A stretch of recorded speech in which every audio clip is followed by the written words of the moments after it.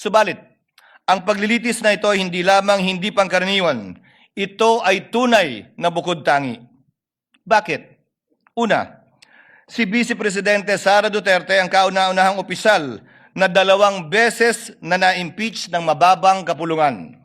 Pangalawa, siya ang kauna-unahang Vice Presidente na haharap sa paglilitis ng isang impeachment court at pangalawang opisyal lamang na halal ng sambayanan na sasailalim sa prosesong ito.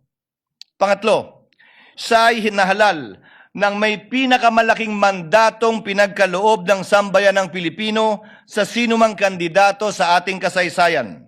Mahigit 32 milyon o 61% ng kabuuang boto para sa ikalawang Pangulo.